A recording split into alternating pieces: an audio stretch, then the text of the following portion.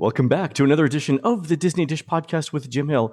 It's me, Len Testa, and this is our show for the week of Schmurz Day, October 31st, 2022. Happy Halloween, everyone. On the show today, news, including at least one completely unfounded rumor about a Magic Kingdom attraction, plus surveys. And in listener questions, we've apparently stumbled into one of the universe's great mysteries. Then in our main segment, Jim tells us the history of Disney's Pop Century Resort, which has a birthday coming up to celebrate its opening back in 2003. Let's get started by bringing in the man who says that Waffle House is just Southern hibachi. It's Mr. Jim Hill. Jim, how's it going? I am so glad you brought up Waffle House, because whenever Nancy and I drive south, we have to stop. I need my Formica. Because I know what you mean. Just ahead of today's show, I found out there is an actual Waffle House museum. No! Yes, it is. It's located at the Avondale Estates in Georgia.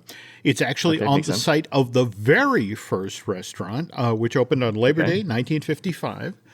And you can have the authentic early Waffle House experience if you go to this place. Jim, I've been in Waffle Houses that are frozen in time and believe that I have actually had the original frozen house. Like, you walk in and it's like the pictures of the menu items that are on display in the that are backed by lights are sort of faded to that sort of sepia-tinged brown. That means they've been there since the 70s or earlier, and you're like, oh, this is going to be some good food right here. At some point, ask the cook to show you the spatula. After so many years of prepping smash, crash, bash, whatever the hash browns are. That, in fact, I think even the spatula, it takes on a sepia tone at some point. That's something that should be in the Smithsonian as well. All right. There we go. Let's do a quick shout out to subscribers over at disneydish.bandcamp.com. Thanks to new subscribers, Disturbed 1, Ryan Tur 12, Mike Brown, and Nick UNCRX199. And longtime subscribers Fernando J. Garcia, Clint Townsend, The Traveling Sideberries, and Sky Blue.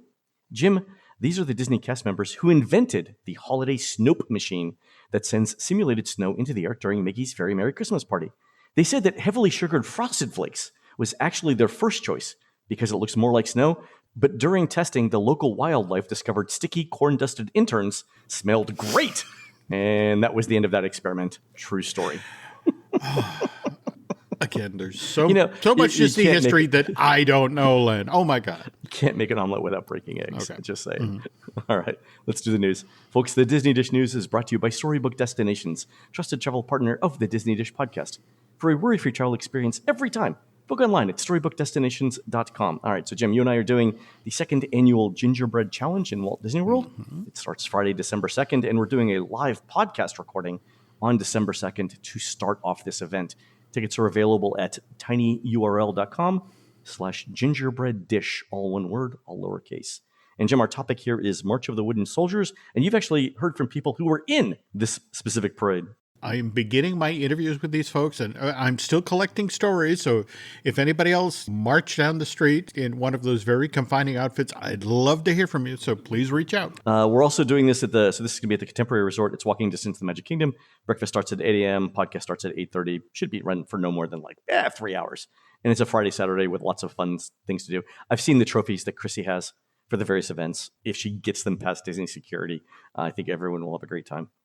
Also, Jim, you and I are doing the Galactic Star Cruiser voyage on March 30th, 2023. We've already got somewhere between 22 and 26 cabins booked, and that's a decent portion of the 100 cabins available on the ship. There's only a few cabins left.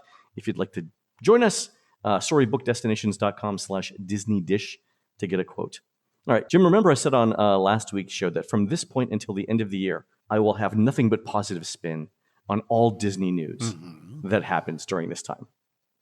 So last week, a fire broke out on one of the barges used for Epcot's Harmonious fireworks show. Mm-hmm. And in keeping with that promise, Jim, to only look on the bright side of things for Disney, I would like to say that burning Harmonious down for the insurance money, if coupled with something like a one-night-only supercalifragilistic s'mores dessert party in the UK, would bring a lifetime of precious memories to all of our Disney's friends who attended. And so I think that is a simply wonderful idea. By the way, I am taking side bets on how long Mr. Testa can actually do this. So listeners are actually sending me in different suggestions on how to spin news items. So I'm getting some assistance here. Saw that. Thank you all. I think the phrase is enablers, Len, but please, It's just another magical way to celebrate, Jim. Okay. All right. Speaking of Christmas, our friends over at Walt Disney World Magic, www.magic.com, note that 6 of the upcoming Mickey's Very Merry Christmas Party dates have already sold out. So the sold out dates are November 8th, 10th, and 11th. Those are the first 3 dates, plus the 17th, 20th, and 22nd, which I guess is, roughly speaking, Thanksgiving. Also December 6th and 18th. The available dates now are November 14th, 15th, 18th, 27th, and 29th. And then December 1st, 2nd, 4th, 8th, 9th, 10th, 13th, 15th, 16th, 20th, and the last one on the 22nd. So still some dates available. Okay. Awesome. And I think I miscounted there. I think it's actually 8 sold out dates, not 6. Also, Jim, every show should have a round of self-congratulations. Back in July, we got an email from a listener named Suzanne who said that she'd heard from a cast member at Typhoon Lagoon that Blizzard Beach was getting a conveyor belt system to help guests get rafts up the hill at Runoff Rapids. And remember, Jim, you and I had seen photos from BioReconstruct of a very large crane on the perimeter of Blizzard Beach, presumably there to put something big and expensive into place. So it turns out that Disney's announced that Blizzard Beach is reopening November 13th, and the Tykes Peak area, which is the kids' play area, is now Frozen-themed with statues of Olaf all around. And by the powers of Josh Gad, Jim, Disney confirmed that a new conveyor belt system has been put in place to help guests get rafts up the hill at Runoff Rapids. So good job, Suzanne, on that. Oh, thanks again. Jim, did you happen to hear the Universal earnings call that was on just before we recorded this morning? No. Okay. So I've got some news from you too. God, this is great. Okay. This is all positive news for Universal all the way around. The thing that would be of interest to us is that their theme park revenue was up 42.4% to over $2 billion, and their profit was up 88.6% to $819 million. Universal Orlando generated its highest adjusted earnings on record for the third quarter, and there is positive momentum at both Universal Japan and Universal Beijing. They noted strong demand at their U.S. parks, with attendance and guest spending increasing year over year. So good quarter for Universal. That it is. We've kind of seen this, right? We've seen if you look at the wait times and how they've increased year over year at Universal, it was kind of obvious that they were having a very strong quarter. I didn't realize that they were going to make that much money, but good for them. And we've said before, they're doing some good things. They've hired a lot of engineers on the back end to make things run smoothly. So good quarter for them. Just earlier this month, I actually got the chance to visit Universal Orlando, and it was my first time staying at Endless Summer, and it was somewhat surreal to arrive at that intersection and go, okay, that's where Wet n Wild was, and there's where the parking lot was. And to see this giant hotel complex filled with people who were charging back and forth both to do the parks as well as Halloween Horror Nights. So it was kind of interesting to explore the new place. The thing that I was impressed with in staying there was the short amount of time that it took to get from the hotel to the theme parks. And I think I've mentioned this to you. I don't know if I should have said it on the show, but from the time I got on the bus to the time I was at the front of a theme park was 7 minutes, which is kind of incredible, right? Because there are certainly places in Universal's hotels where you are not 7 minutes from a theme park. And so to be able to do that across I-4 is a spiffy bit of logistics, if I do say so myself. It's pretty impressive in and of itself. Also, speaking of Universal, it looks like Universal Studios Hollywood will open its Super Nintendo Land next March 10th. If you spell out the abbreviation for March, which is MAR, and the number 10, it looks like Mario. Kind of funny. Love what you guys are doing in marketing there. Keep it up. That's kind of funny.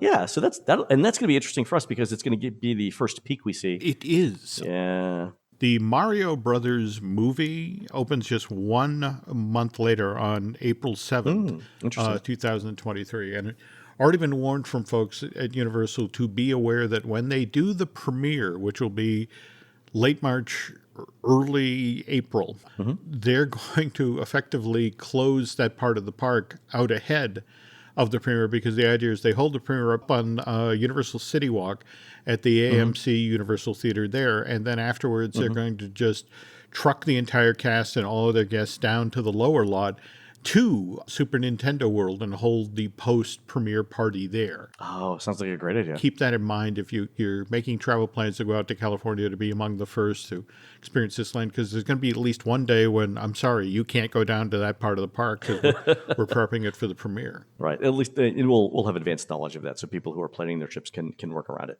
Mm-hmm. And Jim, the last bit of news, it's not really news, but maybe put this in the category of unseemly rumors. A certain Magic Kingdom attraction might be available for early rides in March of 2023, and perhaps wide availability in April of 2023 as well. That's just gossip, nothing more, nothing to be said further on it. When we say early, we're saying just after dawn. Just after dawn is that when people might be able to experience this attraction, Len? The dawns in the Magic Kingdom in March, and particularly in April. Okay. Will be extremely interesting to lots of people. That's what I'm, all right. If you're into that sort of thing, sunsets and sunrises and whatnot, sure. All right, let's move on to surveys from Justin, a Disney Cruise Line survey about The Wish. So my friend Justin was recently on The Wish. He stayed concierge and got an interesting survey from them. And of the 70 or 80 questions that Disney asked, I've narrowed it down to a handful of the interesting ones. In one point in the survey, Justin rated his check-in experience as something less than excellent. Mm-hmm. So the follow-up question was this: which of the following, if any, are reasons why you rated your check-in experience at the terminal as less than excellent? And the options were experience with crew member at check-in desk, the wait time to be cleared to board, the embarkation health screening experience, the next steps in the process were not clear or were difficult to find. The overall check-in process from parking lot to check-in desk was just not great, or other. And so Justin had checked wait time to be cleared to board, next steps were not clear, and the concierge waiting area was tired and super crowded, which I've boarded there before, and given a ship the size of the Wish, which I believe has more concierge rooms than other ones, I would believe that the terminal was not designed for that. So that seems like a valid concern. Yeah, didn't we actually do concierge or pass through the concierge lounge for? We did, and I made sure that our group was not crowding out the people that was in Justin's group. I'm like, hey, you weren't on the cruise on the 23rd with us, were you? Because that was totally us that was screwing this up. Was not. It was the following week, okay. Which is good. Right. Well, good to hear. And by the way, have you gotten a survey from Disney about your experience on the Wish? I think Disney sees my name and it's like, oh no. And is like, yeah, no, filter. Not yeah, him. I have not got one either. Yeah. I've not got one either. Mm-hmm. Next question though was, please rate Castaway Cay on each of the following attributes. And I've never seen this one before. Mm-hmm. So the options are excellent, very good, just okay, mm-hmm. poor, or I don't know, or I didn't experience. Family friendliness, cleanliness, shopping, natural beauty and scenery, the weather, things to do in the destination, and dining. And so here's my question. Mm-hmm. Weather in particular. No matter what you answer that question, mm-hmm. what is Disney going to do about it? Well, I think we can no longer contact Fred McMurray and have him, Yeah, like what do you do? No matter what the answer is, right? If there's let's say that everyone rates it in one category. What's step two? Well, like what's your action item coming out of it? I guess if it's always raining or if it's super sunny, mm-hmm. You could put in more shade or put in more covering. But there doesn't seem to be a follow-up question that said, what specifically about the weather was the issue? Mm-hmm. And that's what I couldn't figure. It's great to have it there, mm-hmm. but it's not like they're going to move the island. Like, what? No. Yeah. Everything else I get. Family friendliness, mm-hmm. cleanliness, I understand. Shopping, I don't know that anyone is going to Castaway Cay for shopping, mm-hmm. but fine. Natural beauty and scenery, they can do some stuff with that. Things to do in the destination, obviously they can address that. Dining, they can obviously address that. But the weather question to me was like, building a dome? What are we doing here? Anyway, the other question, and related to this one, was how did you spend your day mm-hmm. in Castaway Cay? And the four options were: I stayed on the ship, I didn't experience this particular port. I explored it on my own. I took an independent shore excursion or tour, or I took a Disney Cruise Line port adventure. Mm-hmm. And then based on that, you got follow-up questions around it. The next question on Castaway Cay was, please rate Castaway Cay on each of the following attributes. And your categories here are excellent, very good, good, just okay, poor. And again, don't know, didn't experience. The time I was able to spend in the destination, and Justin here said very good. I think when we were there, like I'm generally in Castaway Cay for as long as I want to be there. Like I don't feel like I'm rushed to leave, and I don't feel like it's too long, because by the time I'm done, like 3-4 o'clock, I'm ready to go back to the ship, take a nap, take a shower, and get up and go do other things, right? The selection of port adventures offered by Disney Cruise Line, and this is kind of interesting when coupled with the previous question around things to do, because there's a limited amount of development on Castaway Cay that Disney can use for these things. And I think if they added more port adventures, they would almost by necessity be off the island, like in the waters off the island, not in the island itself. Because let's face it, you and I explored virtually all of the developed areas of Castaway Cay. So unless they were going to start developing the backside of the island, and there's a ton of space where they could develop, but there's environmental concerns. Where are they going with that? That's super interesting. Just back in September, we got our first looks at concept art and that sort of thing for Lighthouse Point, the second island. And you got to wonder, once that comes online, what happens with Castaway Cay? You've got an entire backside of the island that... Oh, yeah. I got it. Oh, and it's interesting, too, because Disney could then decide, like, we know that the Wish fares are 20% higher than, like, the Dream, which is going out of Miami, for comparable itineraries, right? So a 4-night on the Wish going to Nassau and Castaway Cay with a sea day is, roughly speaking, 20% more expensive than the exact same itinerary going out of Miami on the Dream, right? So Disney could say, well, if Lighthouse Point is rated higher than Castaway Cay, we send the most expensive ships to Lighthouse Point, and we send the less expensive ships to Castaway Cay, thereby making it a selling point. Oh, okay. So that's okay. I see that. That makes sense. It's going to be interesting over the next 5 years or so, once Lighthouse comes on. How they allocate it. Yeah. And likewise, the Disney Treasure, do we have a delivery date on that yet? That's 2023, 2024? I would be shocked if it was 2023. Okay. And I would be, frankly, surprised if it was early 2024, just because if it was 2023, they would have pictures of it, would have itineraries, they would be selling. If it was 2023, they'd be selling it already, because we're basically at the end of 2022.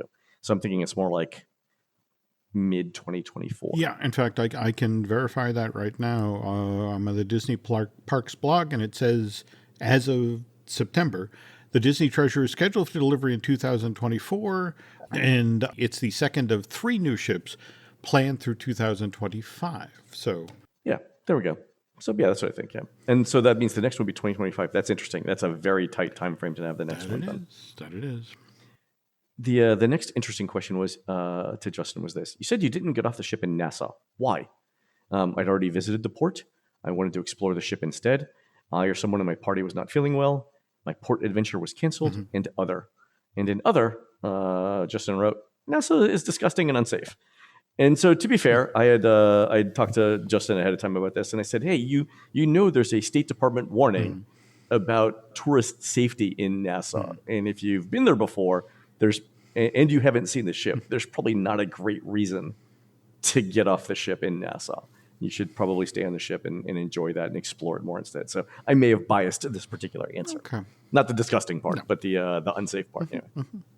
How would you rate your overall experience in each of the following locations? And Jim, you and I ran around the ship a couple weeks ago. Let's go through this together. So your options are excellent, very good, good, just okay, poor, or I didn't experience. Lookout, which is located on the pool deck in the Mickey and Friends Festival of Foods. Did you try this? I didn't make it there. Actually, I thought the food here was great. This is the pool deck. This is the area with like the pizza. The barbecue. I thought this was like I stand corrected. If it is the barbecue place, yes, made it to that. And oh my God, Chrissy raved about the barbecue. Yeah, Chrissy told me too. Yeah, she brought me over there. There we go. So, Keg and Compass, which I have to say, Jim, in the 3 days that we were there, I don't even know where this is. Yeah, same thing here. And Justin said didn't experience either. Nightingales, again, I know it's a bar. Did not get a chance to experience it. Okay. Currents Bar, which is I think Currents is one of the pool bars.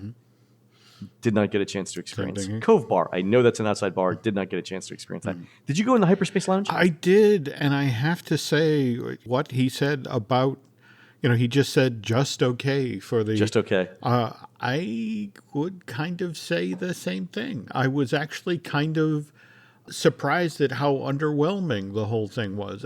Small, not terribly well themed, and by the way, you're only in here for 45 minutes. Here's your drink. What's your hurry? Yeah. Here's your coat. Here's your hat. What's your hurry? Yeah.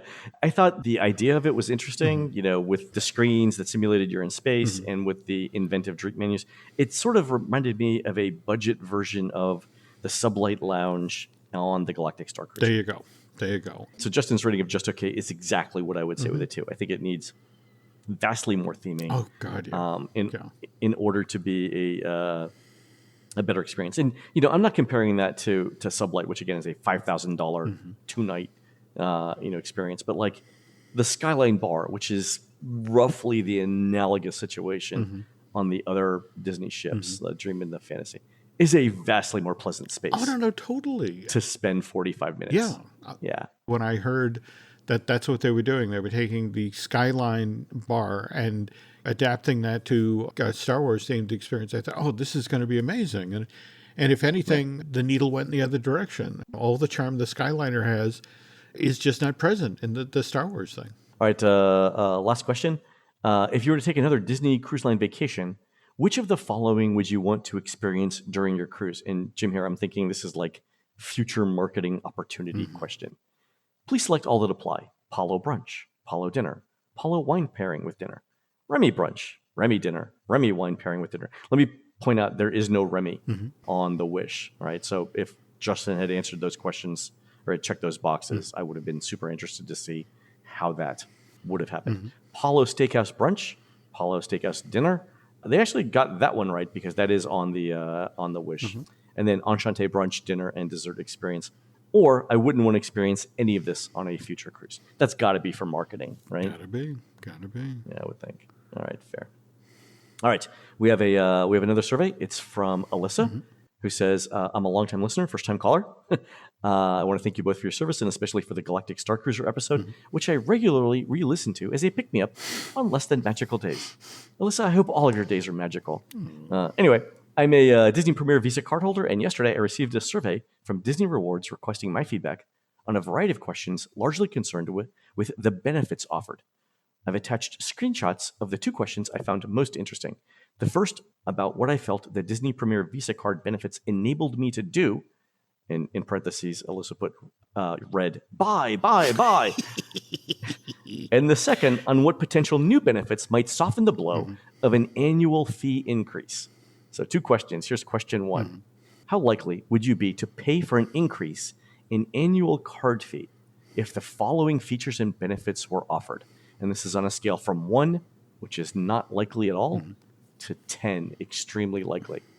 And the first one is 0% annual percentage rate on all 3 or 6 month Chase installment plans for all Disney purchases greater than $100, i.e. not just for vacation packages. Exclusive elevated card design options, i.e. a metal card. A 10% discount on an annual Disney Plus subscription, which is like, a month and a couple weeks free. Early purchase access for park hard ticket events and merchandise. And a 5% reward on Marvel Unlimited subscriptions. And the second question is this. Focused only on the features and benefits you've used in the past 12 months, would you say the features and benefits allowed you to ... visit a Disney theme park in 2021, 2022 when you otherwise would not have? To make additional purchases at shopdisney.com that you otherwise would not have? To make an extra visit to a Disney theme park in addition to a visit you'd already made or plan to make? To stay at a Disney resort instead of a non-Disney hotel? To stay more days at a Disney theme park than you would have otherwise? Or to spend more than you would have otherwise on food and beverages, merch, or recreation? Or to upgrade your ticket at a Disney theme park to a multi-day or park hopper experience? And the final option is none of these. So Alyssa ends with this. On a personal note, who is getting excited over the prospect of metal credit cards, and how can I get a prescription for whatever they're on? Have we talked about Disney Prime? we mentioned that it might be a thing, but we haven't talked in detail about it since the rumor came out. Okay, because whether it's the metal credit card or a number of the things that are mentioned here, the discount on Disney Plus and that sort of thing, and can't help but think that, geez, I recognize some of these from the pitch for Disney Prime. And so how much of this is info gathering from folks who already have things like a Disney Visa to the effect of, is there an appetite out for this? And if so, what do we have to offer to these people who already have these things to convince them to go with a Disney Prime? That's true. So Prime could come with the Disney credit card or somehow be linked in where it'd be an extra incremental fee, but they're trying to figure out like how to soften that blow. There we go. With things. Yeah, so that's super interesting. Because some of those things, like, a metal card, I mean, metal's reasonably tough to do in the credit card industry. It's certainly not the preferred form of physical medium. That would probably be plastic. Look at it this way, Len. At some point in the future, you will be cornered by a Bond villain. Yeah, and you want something to deflect the bullet. There we go. As Oddjob comes at you, you pull out your metal Disney card and fling. It's like exactly right in the head. Okay, so fair. There are situations in which that would be useful. Okay, fair enough. All right, one more quick survey from Catherine, who got a super specific Disney Spring survey. And Jim, I want to read you here the questions to figure out what step 2 in this master plan is, right? Here's the question. Before today, have you heard about or seen anything from the National Geographic Lifestyle Apparel Collection? And it shows pictures of the clothing items in this apparel collection. And the answers are yes, not sure, or no, I'm not aware of it. And then there's a following question. Where did you first, if you answered that you're familiar with it, where did you first hear about the National Geographic Lifestyle Apparel Collection? In the Disney Store in Times Square, word of mouth, TikTok, in a store at a Disney theme park, Instagram, email, online news sources, Facebook, and others. And then which of the following best describes why you're not interested in purchasing any items from the National Geographic Lifestyle Apparel Collection? I don't feel that it's for me. It's too expensive. The designs aren't my style. The items feel low quality. I didn't expect to find Nat Geo products on Shop Disney or other. Jim, this is like saying like Target asking you why you did not buy the pumpkin themed no slip socks as you walk through the footwear section. Like, this is a super, super specific survey. Yeah. Why even send this out? We're going to get like 8 answers on this? I mean, this is one of these situations where, remember, on the heels of the Fox acquisition, where every division at Disney was put under pressure to the effect of, we have to reclaim that $71.3 billion.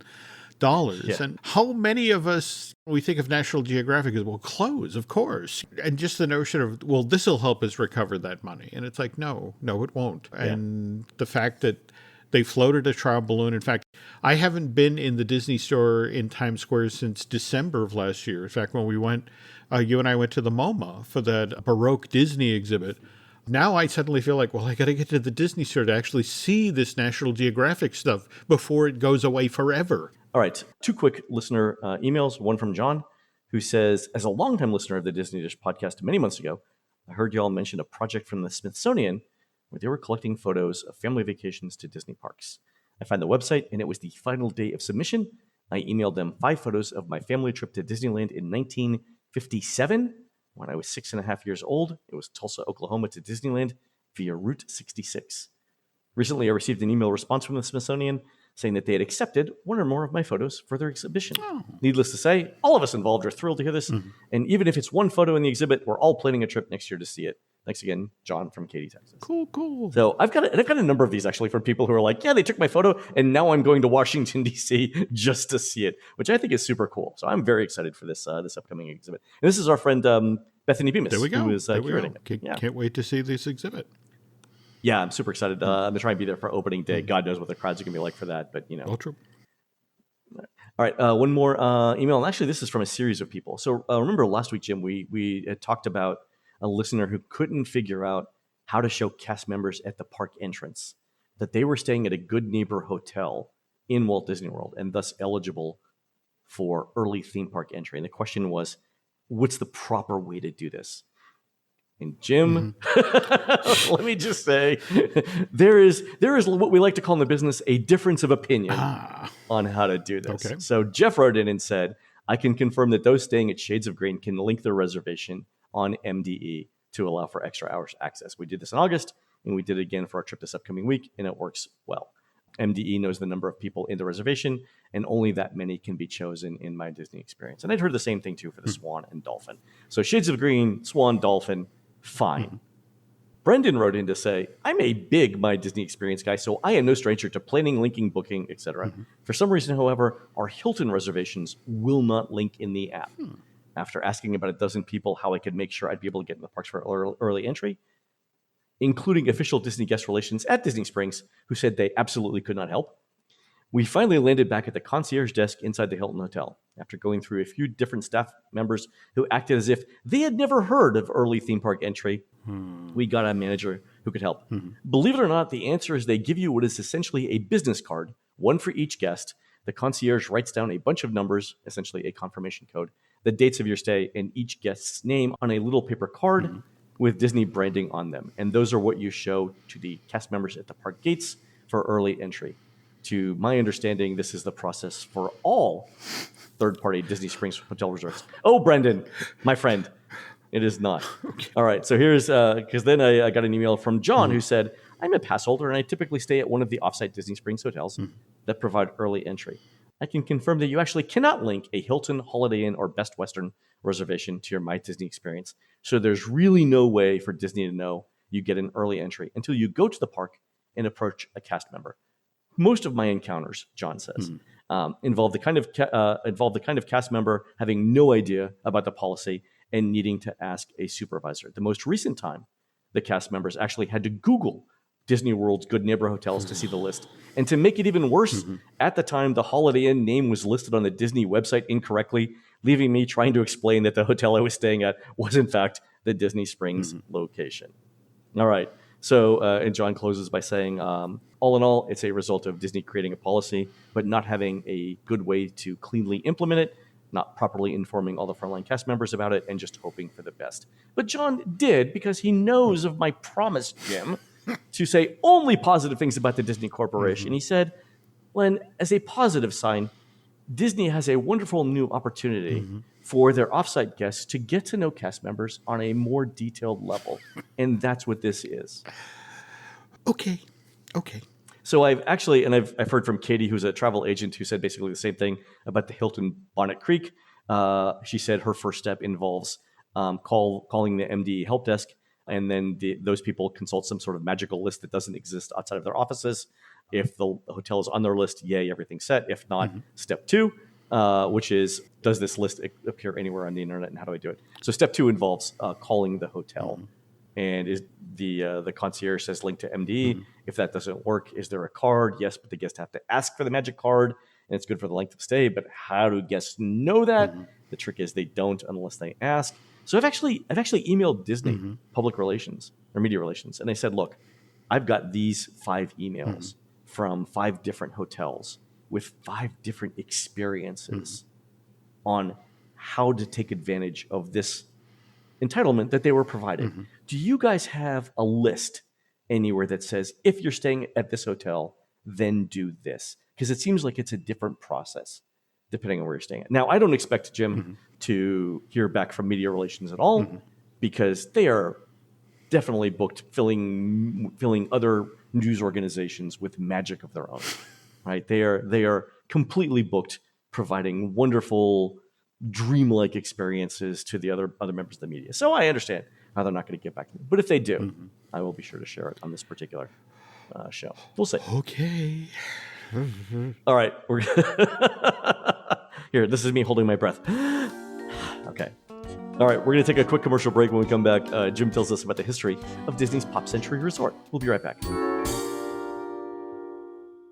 you feel like you need a bit more magic in your life? why not give Storybook Destinations a try? Storybook Destinations is an authorized Disney vacation planner, and all of their counselors who work for this full-service travel agency have received extensive training when it comes to the Disney theme parks, resorts, cruises, vacation packages, and more. These travel professionals have years of experience when it comes to planning customized Disney vacations, which is why you can always book with confidence when it's the Storybook Destination team that's helping you find the vacation of your dreams. Best of all, they offer their booking and planning services at no cost to you. So if you're once again ready to travel, why not learn more about what Storybook Destination has to offer by visiting their website, www.storybookdestinations.com.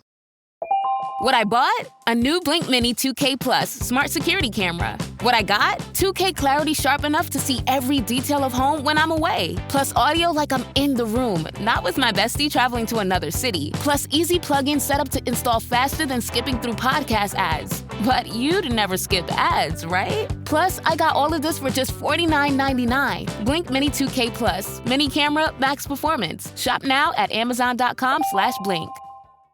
The family that vacations together stays together. At least, that was the plan. Except now, the dastardly desk clerk is saying he can't confirm your connecting rooms. Wait, what? That's right, ma'am. You have rooms 201 and 709. No, we cannot be 5 floors away from our kids. The doors have double locks. They'll be fine. When you want connecting rooms confirmed before you arrive, it matters where you stay. Welcome to Hilton. I see your connecting rooms are already confirmed.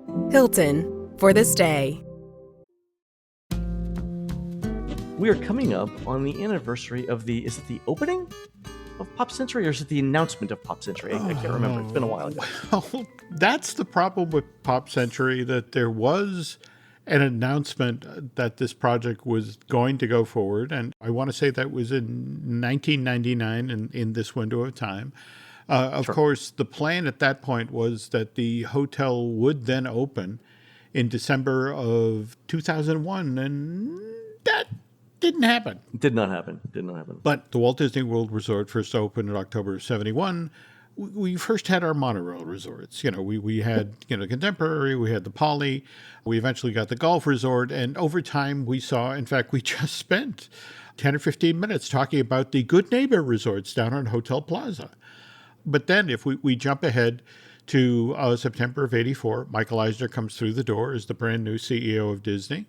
And the Bass brothers, who effectively sort of engineered Michael landing this job, one of the mandates they gave him is we need more on-property hotels, because so much of the business of people who are coming to Walt Disney World, the money is going to hotels and motels that are either on iDrive or 192. Right, and we'd seen this in an internal memo. That Disney had put out. This was from the Buzz Price Archives, where they had said, what, moderately priced hotels could be an area of expansion for us, right? So it was fairly common knowledge, both inside and outside the company, that they needed more inexpensively priced hotels. Absolutely. So at that point, in fact, coming out of the charrette that we have that Buzz's notes on, they adopted a 3-pronged approach. They created a brand new monorail resort. That's where we got the Grand Floridian Beach Resort, which opens in June of 88. We then get the resort's very first moderate resort, the Caribbean Beach Resort, which opens in October of 1988. And they chose a site that was right next to Epcot, likewise just down the road from where Disney's MGM Studios were being built at that point. And then sort of catty corner from this, we got the first on-property convention hotels. We got the Dolphin and the Swan. Swan opens January of 1990. Dolphin opens 6 months later in June of that same year. And Dolphin and the Swan and the Grand Float do well right out of the gate, but it's the Caribbean Beach Resort that's the biggest success. This is a brand new market for Walt Disney World. A whole new generation of people who'd previously gone, geez, the Contemporary and the Poly are a little rich for my taste, but here's this more affordable hotel right on property, and let's do that. So Disney immediately doubles down on its moderate. So less than 3 years later, just up the road, we get the Disney Port Orleans opens May of 91, and then Dixie Landings opens February of 92. And now it gets interesting, Len, because they're looking at how well the moderates are selling, and it's like, okay, could we look at creating yet another tier? Could we have our deluxes, are moderates, and then what Disney eventually came to call value resorts. So we get our first value, the All-Star Sports. That opens in April of 94. 6 months later, November of 94, we get the All-Star Music. And I have to admit, I'm kind of surprised. I thought the All-Star Movies opened, relatively quickly after that. Do you remember this, Len, that the All-Star Movies didn't open until January of 99, almost 5 years later? That much later? No, I didn't think there was a precedent for doing that. But yeah, if you say it, I believe you. Okay, well, again, that's what my research showed today. And it's just, that doesn't sound right to me. So if anybody has information counter to that, I'd love to hear that, because that's what's out there now. Anyway, just after this, March of 1997, we get the Wild World of Sports complex opening. And that immediately becomes the home of cheerleading competitions and soccer camps and that sort of thing. And Disney deliberately markets people who are coming to that event. It's like, oh, well, you want to stay at you're here for a sports event. You want to stay at the All-Star Sports. Makes sense. But guests begin to push back. We want something closer to the venue. We're wasting a lot of time riding on buses or in our cars going back and forth to the All-Stars, to the Wide World of Sports complex. So Disney takes this note to heart and then begins working on a value resort that is literally just across the road from Wild World of Sports. And this now brings us to Pop Century. The idea is that you have this value resort that's built around Hourglass Lake. Basically, half of the resort is going to be themed to the classic years, which runs from 1950 to 1999. And then the other half will be the legendary years from 1900 to 1949. They missed a chance here to go with alliterative naming and go with the classic years and the cholera years. It's a missed opportunity. And that's probably one of the reasons Jim Wyatt didn't get built. But go ahead. The pre-penicillin side of the resort? Exactly. I mean, 2 world wars, a Spanish flu, the Great Depression. What was the marketing pitch for that second half of the resort? What were you? Tell me what you were going to do in the 1930s. I was about to say, you'll be staying in the Great Depression side of our resort. Hooverville, brother, can you spare a dime? I know.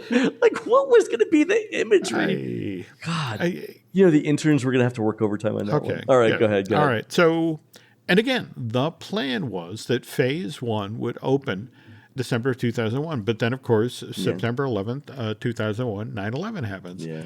And for 2 and 3 months, people were terrified to get on planes again. Oh, we were trying to computerize the touring plans. So I remember trying to get on a plane in December of 2001 with aerial maps of Walt Disney World, Jim.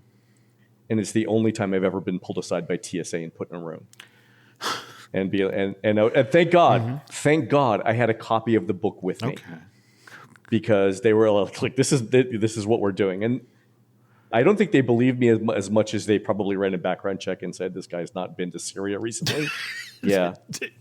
There we go. Yeah, there was no fooling around then. It was not great. Yeah. And I remember getting $58 a night hotel rooms over Christmas, which is like winning the lottery. And and I was talking to people, hotel managers, and they're like, you'll never see this again. No. This time next year it'll be not back to normal, but you will never see rates like this again. But remember what it was like in 2002, where entire hotels got shut down for rehabbing. Oh yeah, Dixie Landings, right, was closed, and that was actually the first sort of the first time Bob Sillinger ever told me to sneak around a security barrier.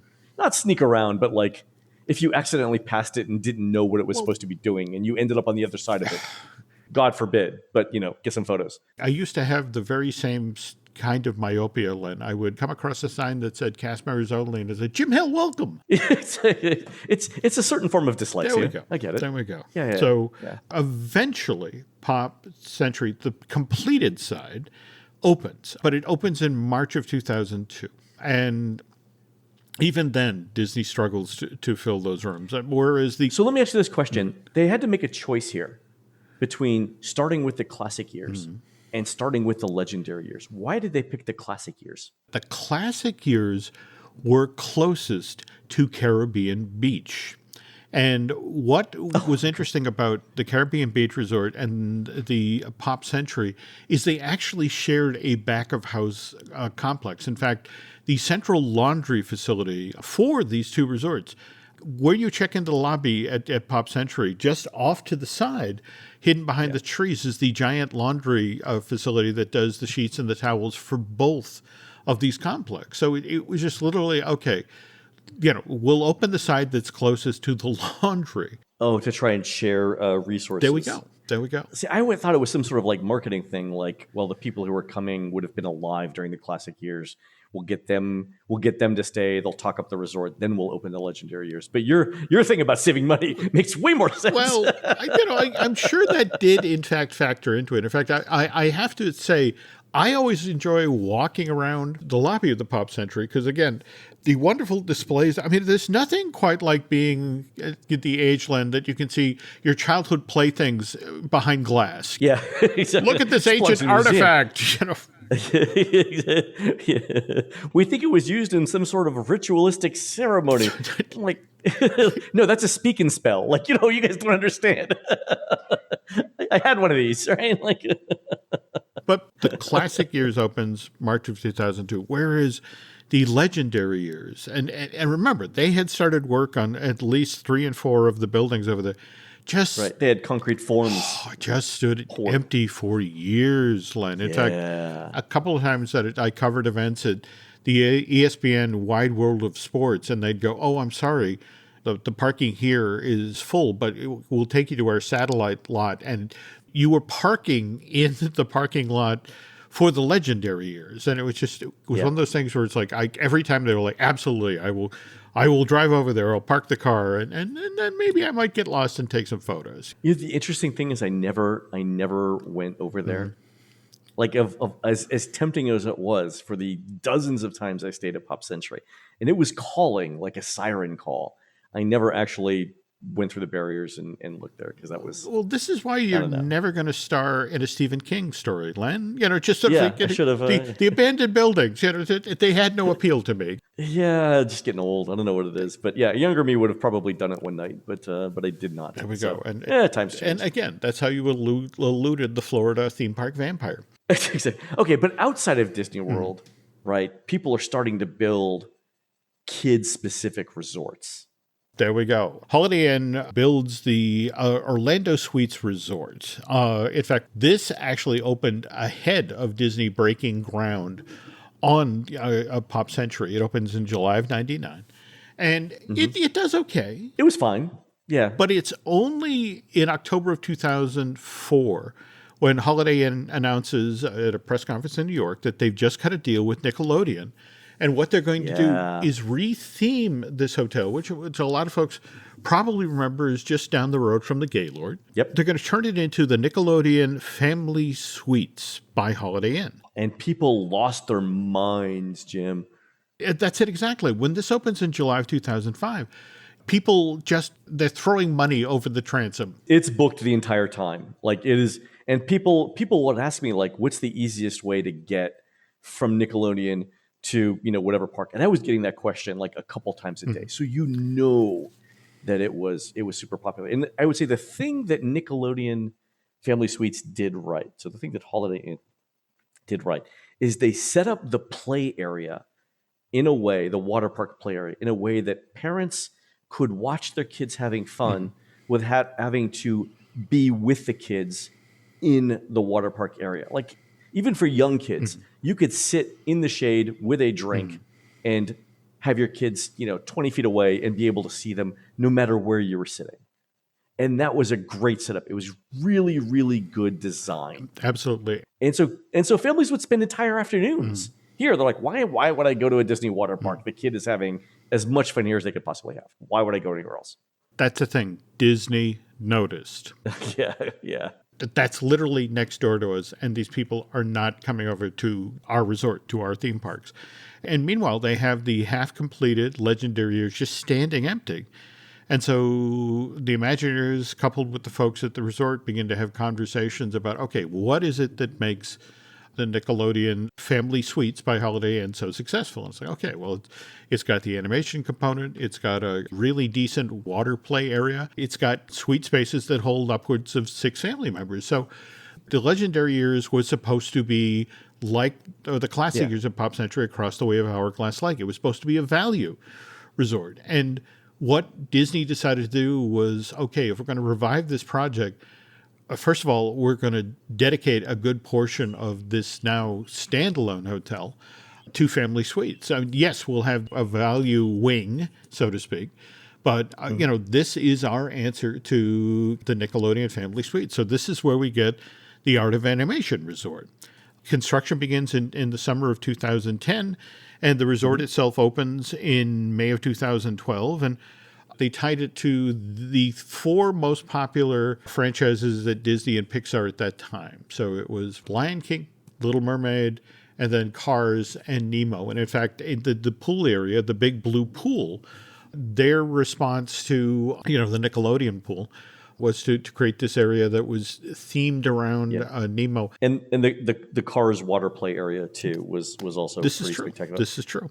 Also the big blue pool had music piped in underneath the water. It did, which was really surprising to a lot of kids. Like when I was at the pool, I think every kid that jumped in was like, "Mom, Dad, they're playing music under the water." And then of course they would want the parents to get in the pool to hear the music too. And half the time the parents were like, "I believe you, it's cool." There we go, right? And half the time the parents were like, "Oh my God, I want to hear this too." Okay. Right? So everyone's in the pool, it's more fun. Yeah. I did of all of the areas, and I stayed in the Finding Nemo area the most. I thought the Cars area was actually the most well done in terms of theming. And I know the Lion King has got the walkthrough with all the characters and stuff like that. But if you talk about just like the entire experience of being in an immersive environment and making you feel like you were there, I thought the Cars area was the best. They do have some great stuff in that area, but is that the value side of the resort? No, the Little Mermaid is the single rooms that aren't There we suites, go. so that would be the value, and that's actually the farthest away as well. But again, farthest away is relative. It's for the money savings, I would probably do it too. Okay, at least when they were doing the Disney themed wings of the hotel, I remember talking with Dave Bossert, who was sort of the liaison of the project, and he would talk about how, for example, when they were building, say, the model of Triton, they actually got the animator who worked on the character for the original 1988 film, Andreas Deja, to come in and sign off on it. Likewise, Glenn Keane for The Little Mermaid. So they worked hard at getting the look just right. If we jump ahead to April of 2018, the Nickelodeon Inn and Suite suddenly closes. And why? Like, what happened?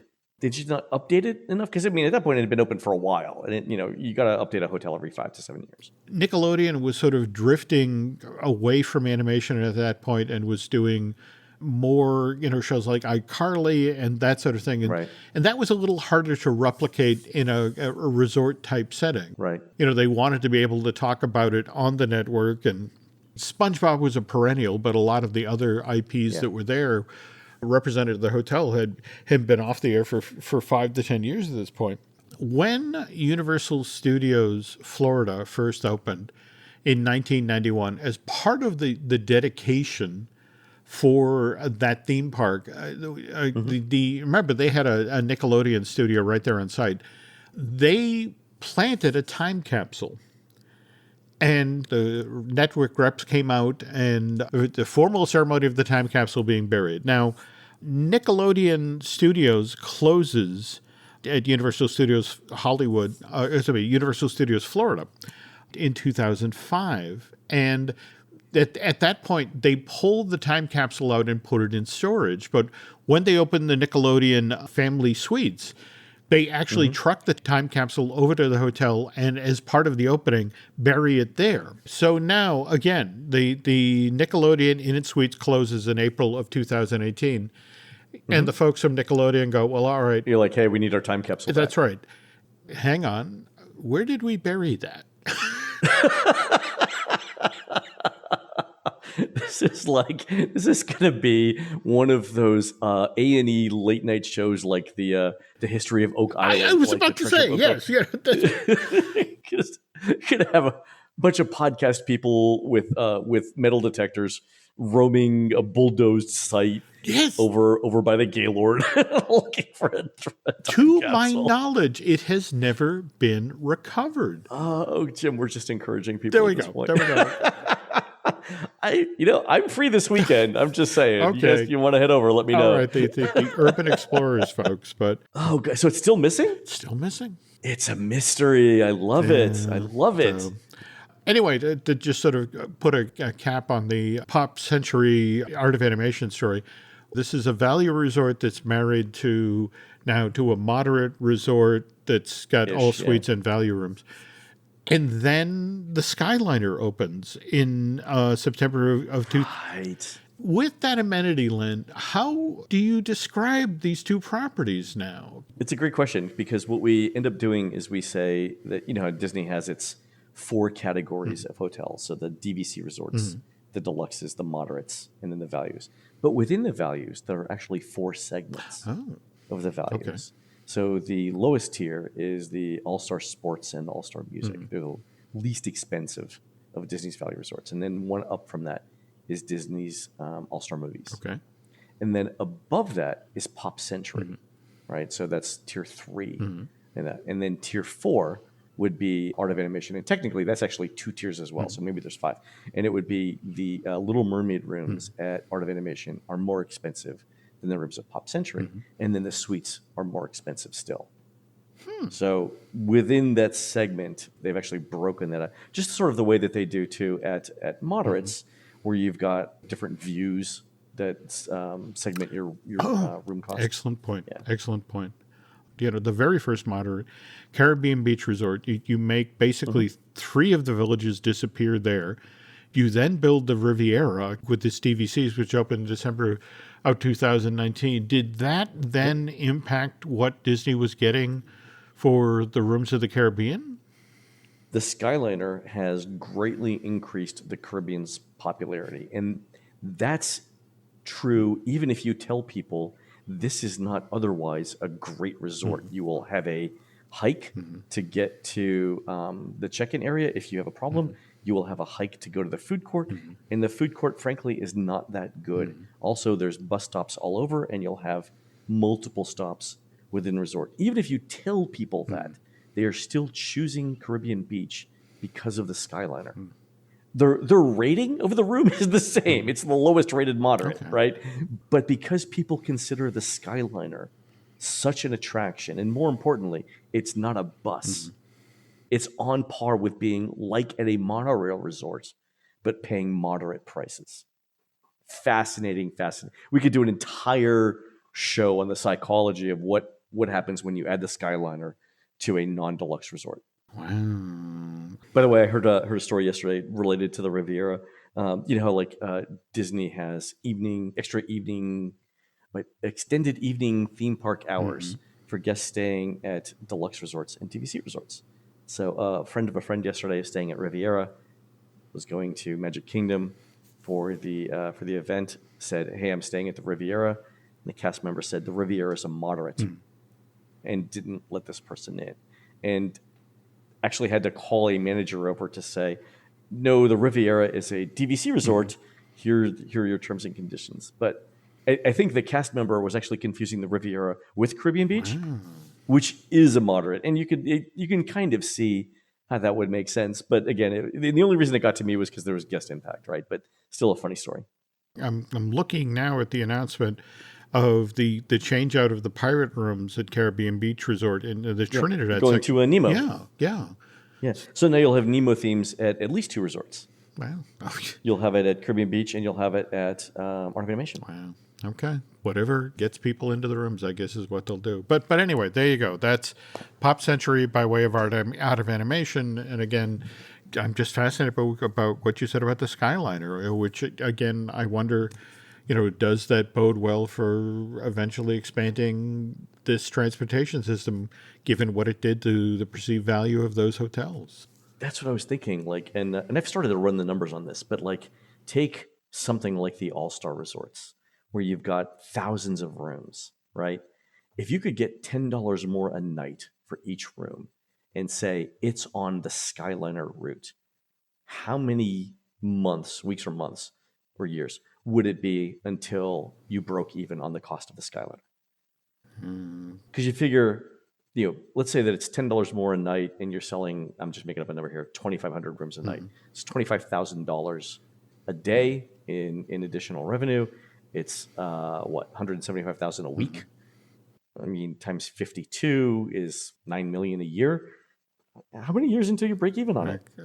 I would say, Len, you're looking at 3 or 4, but after that, that's all sheer profit. I know. Yeah. And after that, it's just, and you got maintenance and stuff like that. So let's say instead of 3 or 4, it's 4 to 5, with maintenance and whatnot. But still, 5 years, that's a decent investment. No, it is. Right? It is. So yeah, interesting to say. Yep. Fantastic. Great story. Thanks, Jim. Glad to share. All right, folks, that's going to do it for the show today. You can help support our show and at Jim Hill Media by subscribing over at disneydish.bandcamp.com, where you'll find exclusive shows never before heard on iTunes. We have brand new Bandcamp exclusives, including the one we recorded on the Disney Wish with the history of Disney's Pirates of the Caribbean, and we just recorded part 2 of our History of Cars Land shows, and that's out either now or next week, right, Jim? You can find more of Jim at jimhillmedia.com and more of me, Len, at touringplans.com. We're produced fabulously by Aaron Adams, who'll be selling Aunt Bessie Adams' own blend of peppermint cherry lip balm and her lovely cranberry-scented mace spray. Aunt Bessie was a handsome woman, and she was prepared for everything, at the 2022 Mistletoe Market this Thursday, November 3rd through Sunday, November 6th at the Southwest Virginia Higher Education Center in beautiful downtown Abington, Virginia. While Aaron's doing that, please go on to iTunes and rate our show and tell us what you'd like to hear next. And for each week in November, we'll be giving away a free Disney Dish t-shirt to one lucky iTunes reviewer drawn at random. Do me a favor, please, and send me a copy of that review so I have your email address. My email is led@touringplans.com. Congratulations to this week's winner, Suzette. You'll be getting that free Disney Dish t-shirt in the mail soon. It makes a lovely towel for dusting during the holiday season. For Jim, this is Len. We'll see you on the next show.